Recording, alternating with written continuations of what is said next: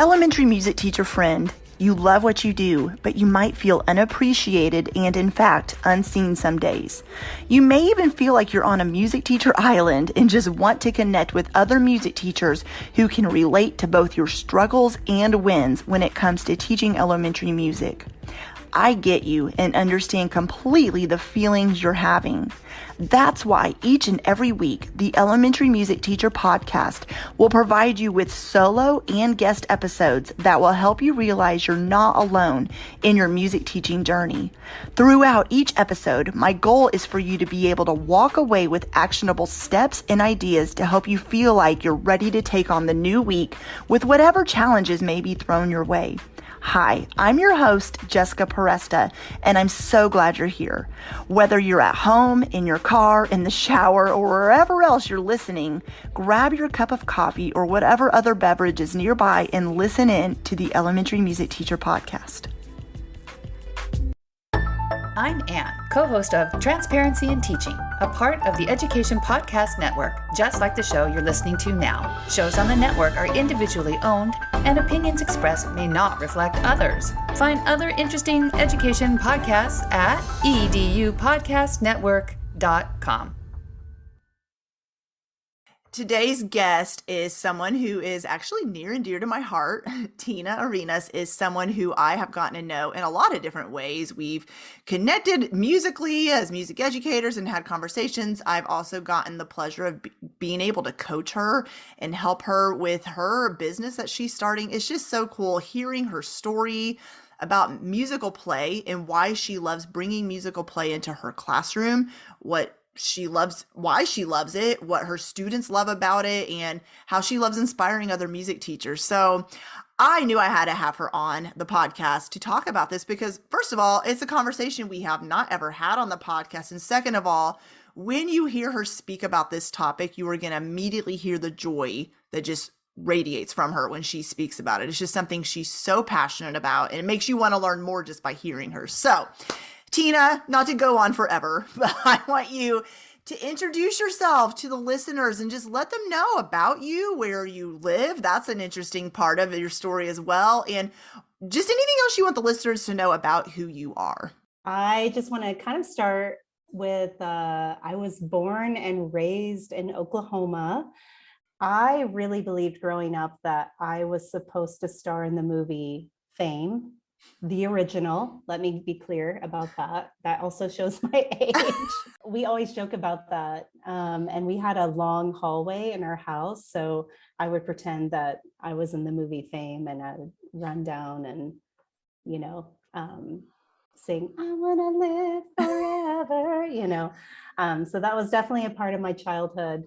I lived in Oklahoma City until I was in 4th grade, and then we moved to a small town in Oklahoma called Wagner, spelled Wagoner, but you say Wagner. And in the 5th grade, just talking musically, I joined band. My dad is a musician, so I think that had a lot to do with sort of my influence. Started band, started on trumpet, stayed on trumpet. It all focused on music education. So I got to take courses like, of course, I got to do private study with a player in one of the orchestras, and then take things like history of Italian opera and history of Italian theater, and of course, Italian language. And I think that's when I really discovered my love of wanting to travel abroad and possibly live abroad. And I just loved seeking things that were outside of my little bubble. And I also come from part Italian heritage. So I think I was going there to kind of seek a little bit of my history too. Then I came back home to Oklahoma in Norman. I student taught. And I said, I'm never going to move to Texas to teach. I'm going to stay here. And then what did I do? I actually moved to Texas after I graduated and moved to the Dallas-Fort Worth area and started my first teaching job. So taught for a little while there. And then while I was still teaching, I met my husband, who is also an elementary music teacher and amazing percussionist. I met him while taking a West African drum and dance class. So I was dancing, he was drumming, and there you go. We got married. And then after 11 years of teaching in Texas, we moved to Dubai in the United Arab Emirates. We moved here, started a job, new place. I was 7.5 months pregnant. I think that's an important thing to note. Oh my goodness. Because I think a lot of my friends thought I was crazy. But now we've been teaching elementary music here at the American School of Dubai for, this is our 10th year. Wow. So something stuck, Yeah, we're here absolutely. and we've had a really good experience. And yeah, so at that time in Texas, I taught kindergarten through 5th grade music. And so when I moved to American School of Dubai, the opening was for early childhood music. I had never taught anything else, I guess, at a younger age than kindergarten. So it was my first time to teach 4-year-olds. And then 2 years ago, we added a 3-year-old program. So I teach basically 3 to 6-year-olds all day, every day. That's my schedule. So it's been definitely a learning experience for me, but I've been so grateful because it's opened up so many ways that. And not only going to a new country, teaching, moving there while you're pregnant, but also, like you said, teaching a new age group you had never taught before. That's intimidating. Talking to so many elementary music teachers, including myself, I remember the day I got asked to teach pre-K, and then we ended up getting a 3-year-old classroom. You think you'd be more intimidated to teach the older grades, which some teachers probably are. But for me, because that was my fear, it was the unknown and the I've never done this before. Like, what am I supposed to do with 3-year-olds? And so I know you figured it out. I mean, you have figured it out and you're doing a great job. And it all goes back to musical play, which is what you are going to talk about. I'm so excited to hear about it because I know the music teachers listening in right now who either they teach preschool or they're just wanting to bring more musical play into kindergarten or first grade music or any of the grade levels they teach. You have things that you have tried and that work. And so I want to hear about that. So let's start with that.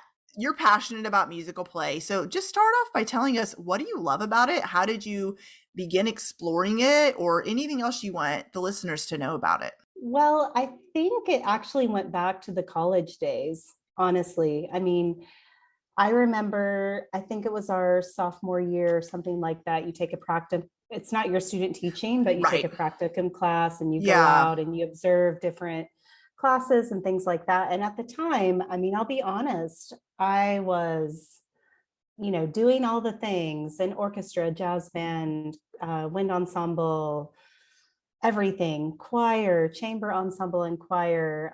Trumpet was my life. I thought I was going to be the leading female band conductor in the region. I had all these ideas about what I was supposed to do, right?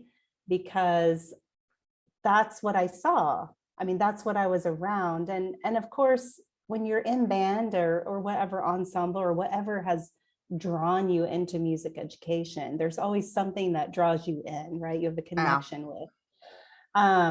That's just what I thought I was destined to be. And that's what my path was for a long time. All of my friends were doing that. That was the focus, that's what you did, right? You graduate and then you conduct a high school ensemble. Right. Yeah. And you've made it, right? You've made it. That's the pinnacle. Yeah. However, during one of the practicum visits, I'll never forget, we went to Libby Waldenville's elementary class. I can't remember the school, but it was in Norman, Oklahoma. And we went in and visited, and I don't even remember what grade it was. I mean, it had to be probably, first, second grade, something like that.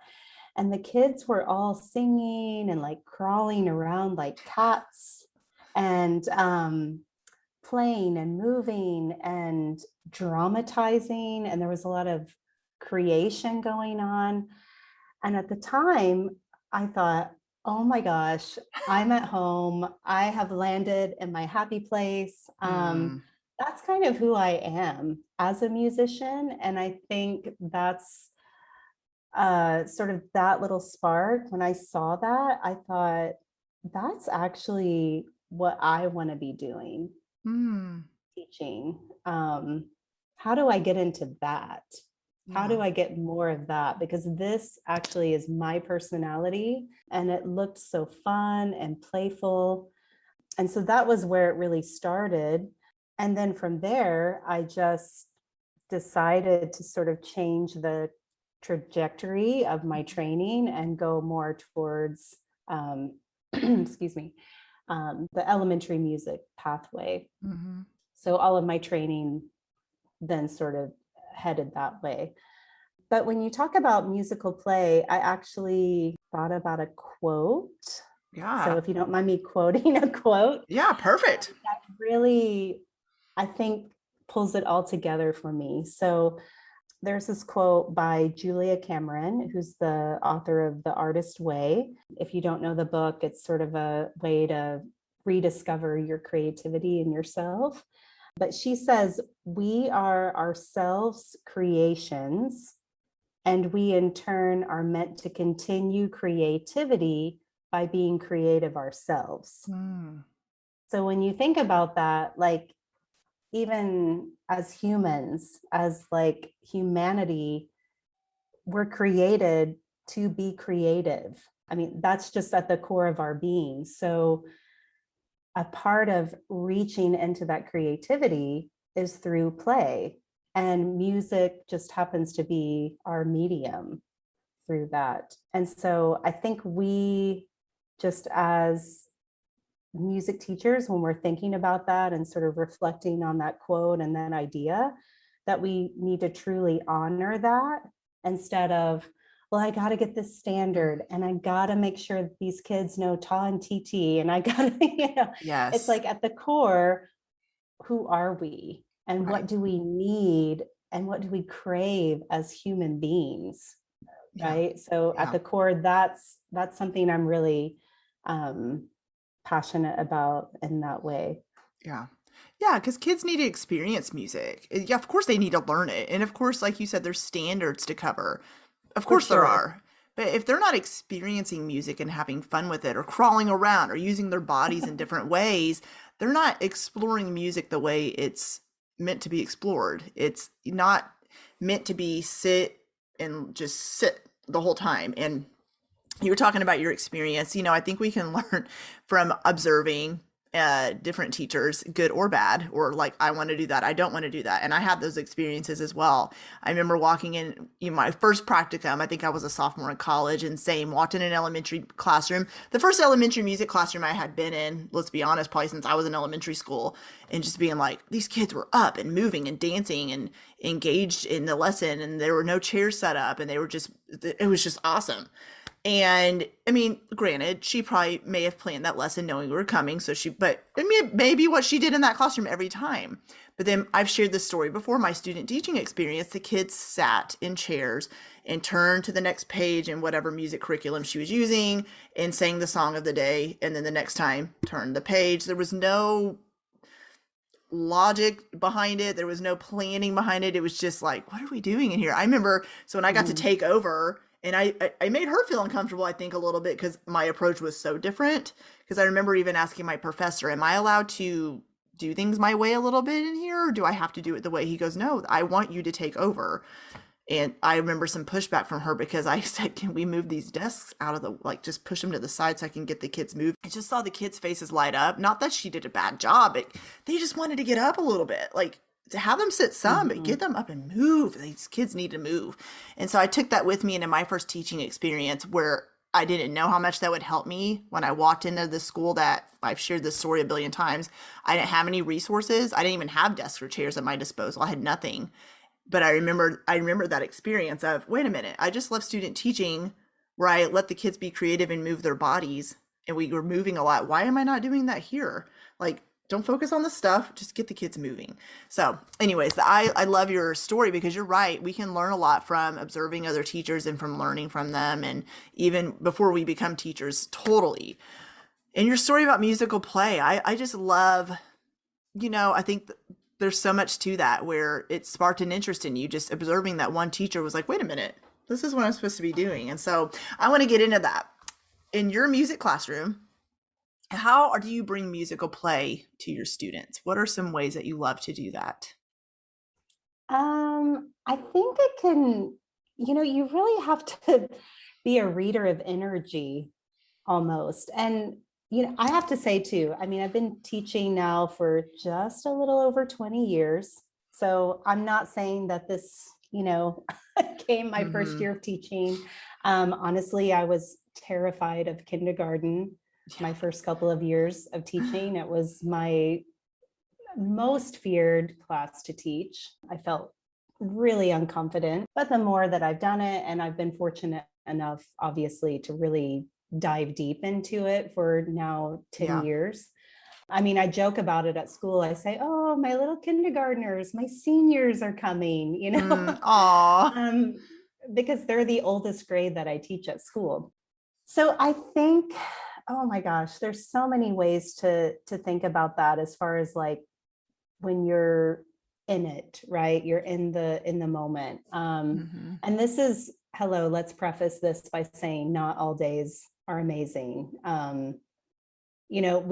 We engage in this playful mindset and this playful way of looking at things for those hard days, right?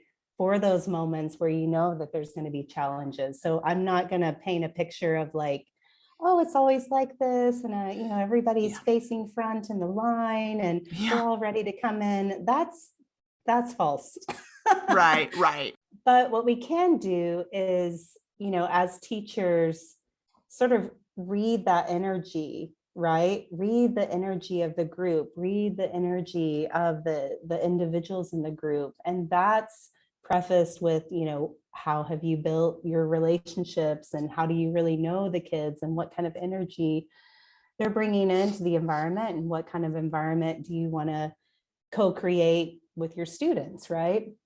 So I honestly started even before they come into the space, and sometimes we have more of a Zen playfulness. Sometimes we're just singing right away, and the kids can come in singing, and we're having sort of a little pre-party before class gets started. So I don't feel like I have a clear cut, like this is what you do to get class started, but it's really sort of fielding, okay, where are they at? Did they just come from recess? Well, maybe we need to breathe a little bit and come in really calm. Have they been sitting a lot and they're a little bit, okay, well, let's come in and move right away. I think that's great ideas, because knowing it's not a cookie cutter approach. Every class is going to need something different. And like you said, knowing your schedule and where are they coming from is so helpful. I know I've been asked this question, and you're the perfect person to ask it to, is when, you're talking about musical play, a music teacher might be thinking, well, what is that? What does it mean to have musical play? People might just be thinking of it as, is it playing instruments? Is it having the kids play a game? Is it movement, or is it all the above? So how would you define musical play, if you could put a definition to it? Right. So there's a lot of discussion about this out there. So there's play as a behavior, like a game, something you do, right? And then there's also this idea of being playful and having a playful mindset. So I don't think of play and music class as like the activity. I actually think of it as a way of sort of engaging with the musical material. Okay. Because play by definition is actually something that is very like self-initiated. What you want to do. So I think the sort of misconception is in our classes, like we can never, I mean, as far as I understand, I don't know if we can ever say that we're doing free play. in Okay. our music classes, right? Like, because Mm-hmm. that would be like the student just decides whatever they want to do. Gotcha. But we can provide playful opportunities. We can provide play-based learning experiences Mm-hmm. or playful learning experiences that let them have choice and voice and ownership and bringing their own just spin on things instead Mm-hmm. of always dictating the outcome. Okay. So I think sometimes people say, well, this is play. It appears to be play because it's fun, but is it playful? Like you can have a very like play-based activity, but if you're sort of dictating every single thing about it, then Mm-hmm. it's not really playful anymore. It's like you just saying, or you just telling kids exactly what to do. Mm-hmm. The way that I sort of kind of come to it is that I make it a game. Mm-hmm. So I like it, but I like to make a game out of it. So if I'm doing like a treadmill interval or something running, instead of just running on the treadmill, oh, I'm going to do my lucky 13 today. And I'll do like a, run for this many minutes, walk for a minute, and I'll do 13 rounds of that. And so I know that's not music related, but Mm-hmm. it's having a playful mindset around something that might not be Yeah. play for everyone. Yeah. Yeah. So what are some ways you do that with, let's say, kindergarten? Mhm. What ways have you, sparked curiosity about what they're learning, for example? Okay, so I think that play and having a playful mindset is all about trying new things. Mm-hmm. So I I try to bring this into the class by literally asking questions. Mm, that's good. Um, and I feel like when I participated in my Kodály training and Orff training and any movement or dance classes that I've participated in, I noticed that teachers who seemed really masterful at arriving at you feeling like you've owned what you're doing or what you've created, they're really masterful at asking questions. Mm-hmm. So I wonder what you'll do next. Can you create a pattern with this or that? Um, with movement, can you make a high shape? I see someone's experimenting with a low shape now. Can everyone make a low shape? Can you make a high shape or a low shape? What would happen if you connected that shape to a partner? So I feel like with a lot of things, people are kind of looking for, this cookie cutter, okay, Mm-hmm. I'm going to be play today. Gotcha. Yeah. Like But singing, instruments today, movement. Yeah. And I'm trying, that's the same. Like it doesn't have to be yeah, categories. Yeah. no, but it's really like the playfulness that you bring and the willingness to try new things and to try new things by asking those questions. So some of my most I guess you would say successful or creative lessons have come out of simply asking questions. And for example, like if you thinking about kindergarten and thinking Mm-hmm. about things that people like to do, let's take playing with a scarf prop, right? Mm-hmm. So, or even playing with an instrument or anything that's tangible. So I'll use that as an example. There is a thought of, and I used to do this, and there's no judgment if this still happens because you only know your group best. But Right. for me and my situation, I found that I was being really controlling with that. I wasn't allowing, a student. It's like, what do you expect if you hand a 5-year-old a scarf? Like Right. they want to touch it. They Absolutely. want to they want to wave it. Oh my God. Or what do Yes. you expect if you hand them rhythm sticks and Mm-hmm. pass them out and expect them to sit there and wait? And That's I used to hard. do that. Yeah. I did, and they did that. You know, I set that expectation and then they did that. But then I realized, like, wait a minute, if I think about it as if I let them explore, I give them an idea Mhm. first. I mean, I'm modeling, right? Let's say I have a rhythm stick or a scarf, and I say, well, here's an idea I had. What other ideas could I do with it? They're still telling me they don't have a prop at all, but we're sort of co-creating where it can go. Mm. Okay, well, now that we have some ideas, when you get yours, maybe you could try some of those out. That's great. And then from that, let them do it, not for a long time. You Mhm. know, you play your bell or whatever your stopping cue is. Let's use some of those ideas. I saw so and so waving their scarf up high. Let's all wave our scarf up high. And I saw somebody else waving it low. Let's wave it low. Or I saw someone tapping their sticks like that. Let's tap it like that. So I think sometimes, and that's with like exploring with unmetered sounds. Mhm. There's no like, let's put this in a structured musical Yeah. framework yet. So I Yeah. think that's something that I've really changed, is that when dealing with things like props or instruments, I've just really given the time and the space and the opportunity for them to explore it. I mean, you would never you almost have to get out of your musical self to realize with kindergartners, you know, you would never say, here are some blocks, Mhm. don't touch them until I tell you what to do with them, right?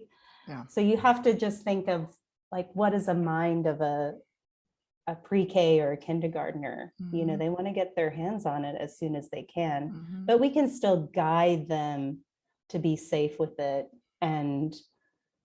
And also what that does is all of those things that they've showed you and they've showed their peers then can become sort of the bank of musical ideas that you can make a dance out of that, Mm. right? So nothing actually came from you. Yeah. You've allowed them to create the ideas, and then you take their ideas and then you create again. So again, it's going back to that quote of like, you have to allow humans Mhm. because Mhm. they're created, you know, this Mhm. opportunity to create themselves. If we're Mhm. constantly telling them what to do, there's a part of of their experience that's missing, that they're Yeah. craving, you know. Yeah. The way you just explained that was so eye-opening to me because same, so guilty about giving, you're told that I was by a mentor, procedures, procedures, procedures, which are so important, but sometimes I was so guilty too about forgetting about the age level of the kids, treating fifth graders the same way I treated a kindergartner in regards to here's a rhythms, here's some rhythm sticks, don't touch Right. them, don't look at them, don't hold them, don't. That's hard. That's hard for a 5-year-old. And like you said, giving them not instructions like this is what you have to do, but I love the way you presented different ideas of how could you create this? What could you do with this? Show me an idea for this. And those kids are gonna be having their brain cell, they're not the brain cells turning. What am I trying? The wheels in their head turning and coming up with these amazing ideas on their own that it's so cool letting the students be the teachers too. And when you Mm-hmm. give them the opportunity to create, it's awesome what they show you. You're just kind of blown away by it sometimes. When I Right. took my Orff level, I had never really thought of movement. You think of movement just being music. It's just dancing. It's just moving with steps, like, a routine. And it was eye-opening whenever my instructor showed us movement in a whole new way where I got to experience scarves and even no scarves, but non-locomotor and locomotor movement. And she would have us create different shapes with our bodies and don't move like the person next to you. And then can you do this in 4 counts? How can you create a flower? And like things that I was like, I would have never thought of that on my own. But it's just so cool because you present those ideas to your students. They same as adults, have never had the opportunity most of the time to be able to create that way either. So I can just imagine how much fun that is. Have you noticed a lot more engagement in your classroom since you've brought creativity into your classroom that way? Oh, yeah, for sure. And I mean, also the disclaimer is like, I don't have big class sizes. I mean, Mm, I don't want to come off as like, this is the recipe for experiencing mhm. playfulness in your classroom. I think there are certain parameters that, and also with me, even if I have smaller class sizes, there are certain groups that I have to be a little bit more structured with. Um, Right. so I don't want to I don't want to give ever a false representation, right? Every community and every class has its own needs, right? Mhm, mhm. Um, but that being said, again, going back to the questioning, you know, you could have partners sharing instruments. If you had a really big class, of course you don't want 40 rhythm sticks happening all at once, or Oh gosh. so it's all in the way that Yeah. you really think about that questioning. And just to hear you talk about that, Mhm, you were giving the questions, you remembered that experience, mhm. because it seems like, just what I'm hearing, it's like that stuck with you Yeah. because you were given that freedom and you were Yes. asked your idea, Yeah. right? And so Yeah. I think I've honestly, from those, Kodály and Orff, and also I've done quite a bit of movement training. Mm, When I have been in a dance class and any kind of movement master class, that's actually when it clicked for me mm, about mm, 5+ years ago. The questions are so quick and so mhm, rapid, and mhm. the energy around that is, I learned how to take that and bring it into the classroom. Like I said before, okay, now do a high shape, now try a low shape. What about a middle shape? Could Mm, you, now it's your choice, high, middle, or low. And just the quickness of that, I think that's what really changed. yeah. And then the ability to have, and kind of transferring it onto the music part of it, like with instruments. Or even the other day we were reading Down by the Station, and this version of Down by the Station, at the end, the kids are, or the train is taking baby animals to a children's zoo. Yeah. And then I don't know if you know that version Oh, of the book. totally. Yes. Okay, Yeah, I okay. have that one. Yeah. Okay, so in the back of the book, there's the picture of the kids on this, Yeah. they arrive on the school bus, they get to the children's zoo, and I always say, oh, they must be on a field trip going to the children's zoo. And in the back, the last page is the kids and the animals playing together. And so even bringing these questions into something like that, what is the elephant doing? And you'll Mhm, hear lots of different things at the same time. They're playing on the seesaw, or what is the seal doing? They're playing with the ball with the boy, so it's that mhm, sort of traffic jam, letting them answer, but you've turned it into this playful experience instead of saying, raise your hand and tell me what the elephant is doing. Now, who is going to tell us what the tiger mm. is doing? And, you know, it Yeah. takes away from the musicality and sort of the conversational like nature that the music class should kind of have anyways, that flow. So that example just popped in my head, thinking about the music part of it, not just the movement, but how Mhm, to integrate that sort of playfulness in a group setting. mhm. That's just one little example I could think of. Yeah. Hey, and that ties in perfectly to my next question, which is you and I, through our conversations before, have talked about how you love using books in the music room and you just have a natural knack for knowing how to do it and knowing how to bring a story and create music with it. So you just gave a perfect example of that. But what are some other ideas you have for making books musical for your students?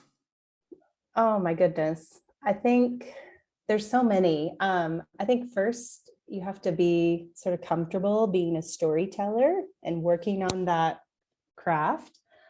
I think it's really important to find a hook in the story, maybe a creative way to introduce the book, find a way that gives the kids something to do or participate throughout the book, either vocally or with body percussion or instruments. If I'm thinking of specific things, I just thought, okay, there's so many ways to engage with picture books, adding animal sounds, nonsense or instrumental sounds, adding movement, like with a book like Barnyard Dance. That's one off the top of my head. That's a fun one. I love using the Follow the Trail books and having the students then make their own trail and turning it into a vocal exploration experience. Sing the story instead of speaking it. You can always make up your own melody, create a little music transition between the pages. Even if you're speaking a book, you know, page turn sort of thing. Leave out words and see if they can fill in the missing word. They love to do that with rhymes, right? I'm thinking about, like, just off the top of my head, "Oh, a hunting we will go." Yeah. There's one version where it's like, "We'll catch a bear in his underwear" or something. That's cute. They love that. Yeah. Or filling in the words with new rhymes, like "Down by the Bay" or something like that.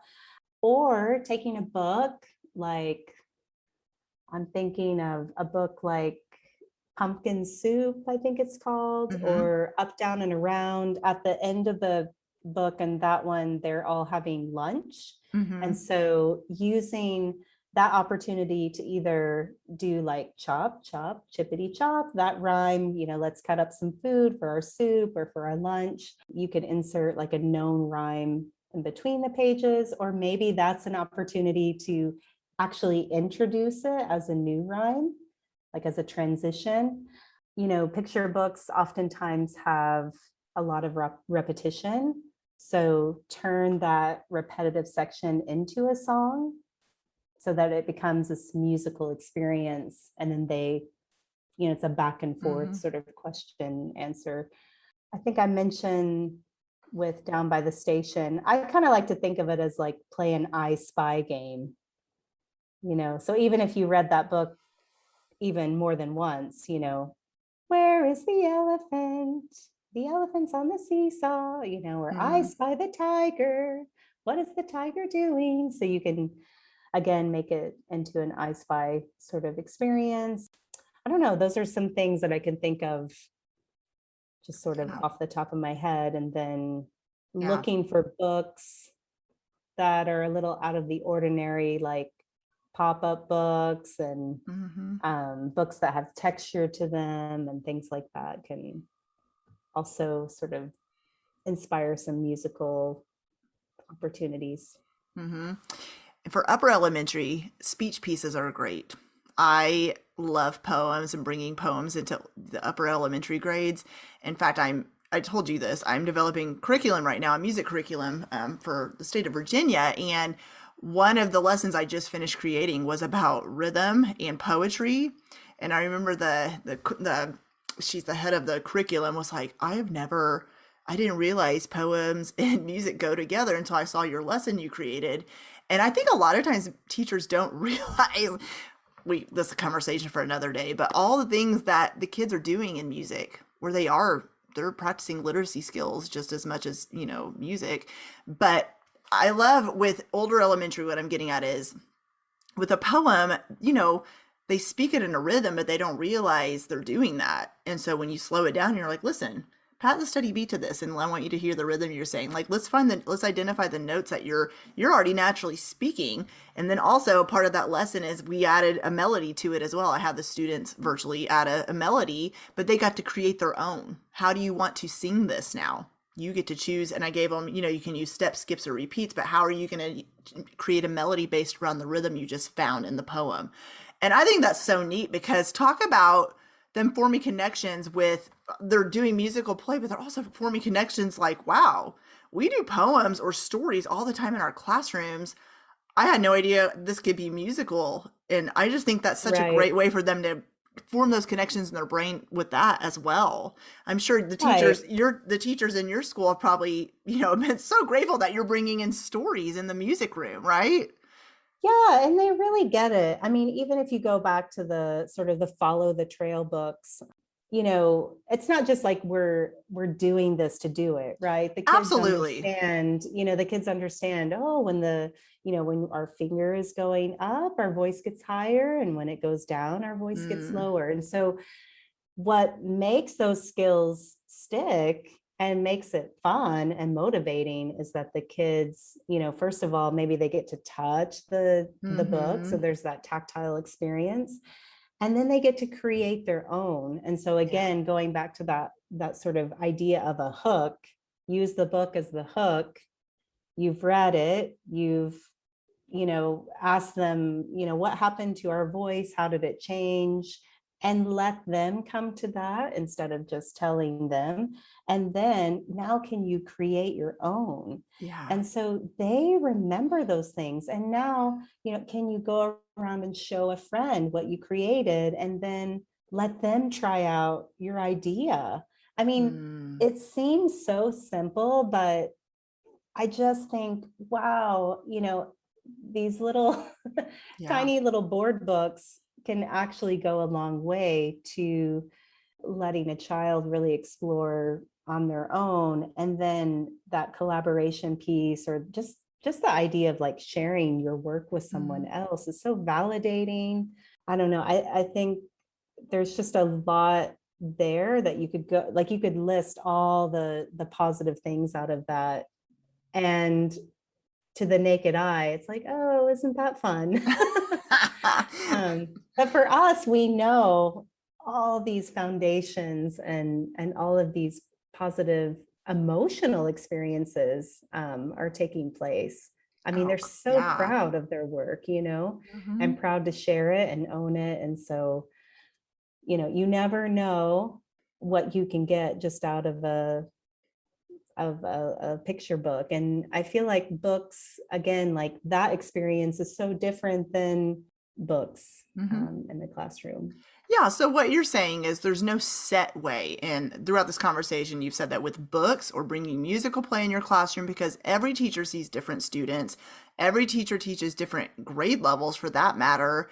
And it's about knowing your kiddos, not doing it the same way across the board, knowing each individual class, and just getting comfortable with Mhm. trying something, because you're never going to know if it works unless you try. And I know that's a lot of the fear, what holds music teachers back from trying something in their music room. I can relate to that in a big way, is you're not really sure how it's going to be received. Or I know for me, I was uncomfortable doing movement with my students because I was like, what am I going to look like? I'm not a dancer. Like how am I going to move in front of these kids? I'm going to get laughed at.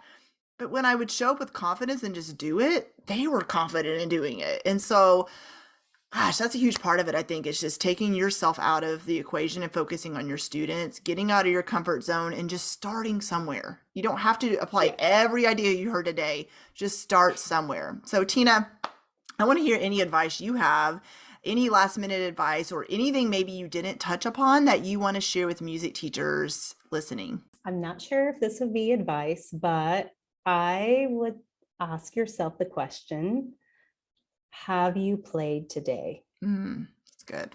Because I think oftentimes we get so busy or stressed that we forget how to activate that playful mindset. And this happens multiple times a day, right? You can have a great Mhm. class, you go to a meeting that doesn't set well with you, then you're in that mood, right? And then you go back to a class, maybe it's didn't go so well. Then you have another class that went well. Yeah. So I feel like it's a constant reset, but I think, again, we've talked a lot about the importance of questions. So I think that's where I would end that is, how have you yourself played today? And how have you honored that part of what you need? Hmm. Because if we don't play as adults, if we don't honor that playfulness, if we don't try to seek it out, maybe you've lost it, right? And I think it's really important to gain that back, because if we don't have that in ourselves, and like you said about confidence and being vulnerable, then we can't really authentically bring that to our students, and let them experience their play and whatever way, that's unique to them.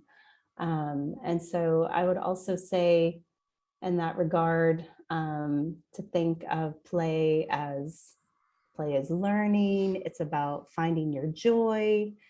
It's about being yourself again, like you're saying, finding that intuition. I know you've mentioned that a lot on your podcast, and Yeah. I've really taken that to heart. Right. Because when things don't go well, sometimes it's because of me, because I'm trying something that just, why am I doing this? This does not match my community. And so I think just being in tune, being yourself. Play is about exploring and connecting. And I'm going to go as far as saying igniting our senses. It's about really getting into the full sensory experience. And, play can reveal new parts to ourselves that we didn't even know. So think about, if you could do that for yourself, what it could do for your students, and how you can see that you don't even know what the outcome is going to be, but wow, can you imagine how play can do that and have the power to do that? So I think it's just about being intentional with having a playful mindset, and looking for ways to include playful experiences with your students through games, through projects, or just getting them engaged in the learning process. Because there are hard days, but through play, that's why it's there. So those hard days are going to come, and then you can rely on that for relief in a way. So That's good. It's like when you're having one of those days where like you said it, some classes go great, you get the next one, it doesn't go so great. Sometimes it's you, sometimes it's the students are off. Sometimes you can identify what happened till later in the day, but it's okay. Give yourself grace and know that when you do bring play into the classroom, sometimes it's a mood resetter too. Sometimes you just scrap that lesson plan. It's okay. It's already typed up, ready to go. And you're like, listen, this is not going to work today. We're going to do some creative movement, or we're going to just, do something else to get the kids I can just tell there's just some mood in here today. And I don't know what it is. You mentioned recess earlier. Always that class that comes in after recess. That's like, you just have to, instead of, what is it? You can't beat them, join them. It was kind of like, this isn't working. So we're going to do a lot of something up front to calm them down a little bit, get their energy. The boys would still be mad about what happened on the basketball court. Like, let's settle down. Then we can get into the lesson. And then exactly. I maybe didn't need to do that with the other fourth grade class, but with that one I did. And gosh, man, I've talked about that so many times too. Relationship building, knowing your students, that takes a while. It's not an overnight fix, but when you know the ins and outs of the different classes, and sometimes your mood is great and sometimes it's not, and just knowing the ebbs and flows, and that really goes a long way. Just knowing yourself, your students, your community. Oh, everything you said. Totally. Yes, 100%. So, Tina, you have written recently some blog posts, and I know you have more to come, and some workshops I know that are in development, and so many good things I cannot wait to see. And I would love for you to let the listeners know, where can they connect with you after this episode airs? You can find me at the website, popupforplay.com.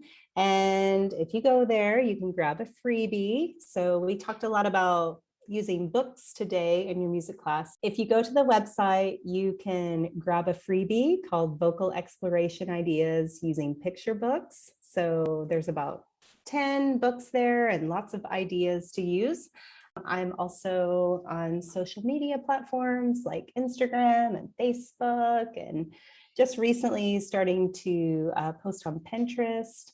And like you said, I have a blog, and the social media is all with the same name, Pop Up for Play. Great. So Yeah. love to connect.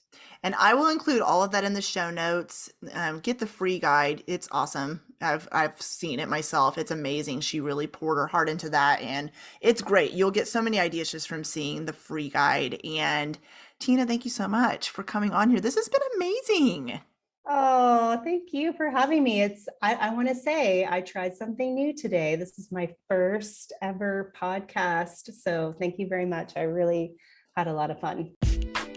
Well, hey there. Thank you so much for listening into the Elementary Music Teacher podcast. There is an exclusive Facebook group just for listeners of this podcast and any elementary music teacher called the Elementary Music Teacher Community Facebook group. Come on over and join us there, where we have conversations around the podcast episodes and encourage each other each and every week. And also head to my website, thedomesticmusician.com. I have some free resources there that you can download to help you gain traction in your classroom today, as well as the blog and the membership site and all kinds of other goodies to help you keep going in your music teaching journey. I cannot wait to keep connecting with you and encouraging you and spurring you on in your journey of teaching elementary music. Hang in there, have an amazing week, and I will see you soon.